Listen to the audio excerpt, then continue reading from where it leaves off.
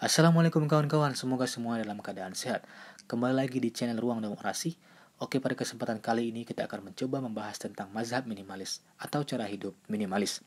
Ketika kawan-kawan mendengar kata minimalis, di setiap kawan-kawan memiliki penafsiran masing-masing. Oke, agar lebih jelas kita akan mencoba membahas satu persatu. Kita mulai dari apa itu minimalis. Hidup minimalis ialah menyingkirkan apa-apa yang tidak perlu untuk memberi ruang kepada apa yang memberi Anda kegembiraan. Hidup minimalis ialah menghapus kekacauan dalam segala bentuknya sehingga Anda merasa damai dan bebas serta tak terbebani. Orang minimalis menjauhi pola pikir yang lebih banyak, cara pandang yang melihat bahwa makin banyak mendapatkan dan mengkonsumsi serta belanja barang-barang, maka akan makin baik.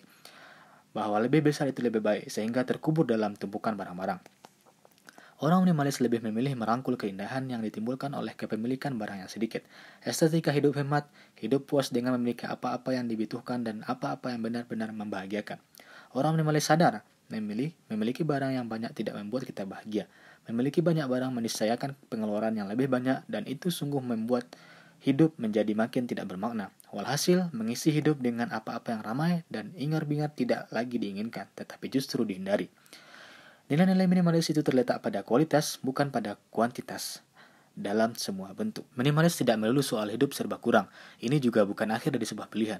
Ini sebuah jalan untuk membantu Anda agar punya lebih banyak kebebasan, punya lebih banyak waktu, punya lebih banyak ruang untuk hal-hal penting, tidak terlalu cemas, punya lebih banyak kesenangan, lebih hemat, lebih ramah lingkungan, serta lebih sehat. Nah, di dalam masa minimalis tentu memiliki prinsip-prinsip. Di antaranya yang pertama, hilangkan hal-hal yang tidak perlu. Ini bukan berarti menyingkirkan semuanya, ini hanya soal menyingkirkan hal-hal yang tidak perlu. Kemudian yang kedua, kenali ihwal penting. Apa yang paling penting untuk Anda, apa yang menyenangkan Anda, apa yang akan memberi dampak tertinggi terhadap karir Anda.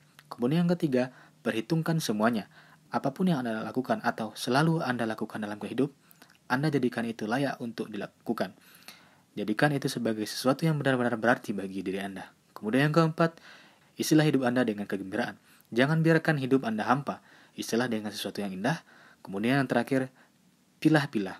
Bersikap minimalis bukanlah titik akhir. Ini adalah proses pemilihan dan konstan. Meninjau kembali, memilih, milah ulang. Apapun yang Anda lakukan, lihat apakah Anda bisa menetapkan prinsip-prinsip ini.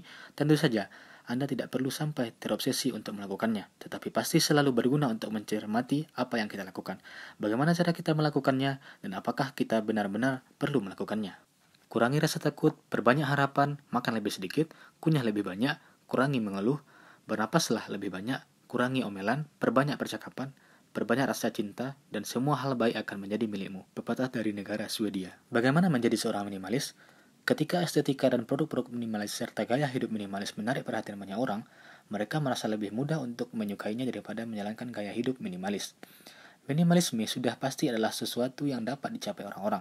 Namun sayangnya kebanyakan dari mereka tidak tahu dan dari titik mana mereka seharusnya memulai. Ada banyak hal yang harus dilakukan dan dipikirkan. Dan itu bisa saja menjadi hal ihwal yang luar biasa. Yang pertama, mulai sadari bahwa Anda sudah berkecukupan. Tidak butuh lagi banyak uang. Merasa cukup dengan apa yang Anda miliki itu sungguh penting. Atau tidak masalah menyingkirkan apa-apa yang serba kacau. Sebab Anda hanya ingin lebih rapi. Kemudian yang kedua, segera mulai bereskan kekacauan, rapikan barang-barang Anda, kita akan masuk ke persoalan ini secepatnya. Namun apabila rumah atau ruang kerja Anda berantakan, itu berarti Anda belum menerapkan gaya hidup minimalis. Kita ingin menyingkirkan kekacauan ini, dan itu bisa dilakukan dalam 1 atau 2 pekan.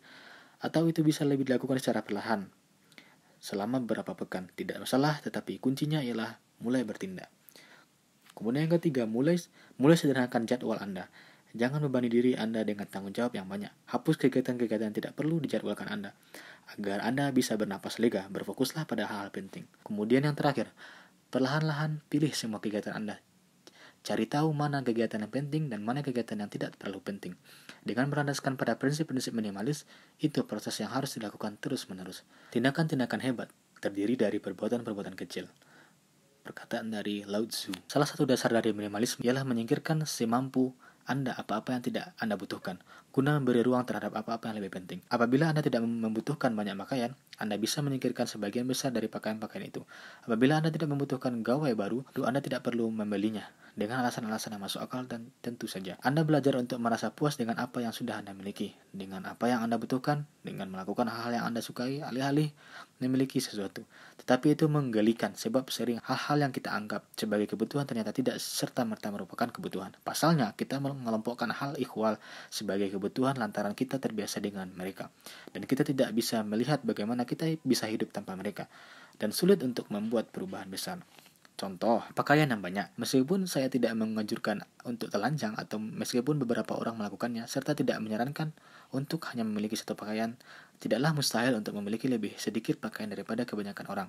Kita tidak perlu selalu membeli pakaian untuk tetap bisa tampil modis. Kita bisa membeli pakaian yang berkualitas dan yang gayanya tak lekang oleh waktu, dengan pola yang dipilih dengan tepat agar semua pakaian kita cocok satu sama lain. Sekian pembahasan tentang mazhab minimalis atau cara hidup minimalis. Tertarik dengan mazhab minimalis dengan bahagia maksimalis? Saya akhiri, mari mengkaji sebelum mengkritisi. Sampai jumpa lagi di video selanjutnya Ruang Demokrasi. Wassalamualaikum warahmatullahi wabarakatuh.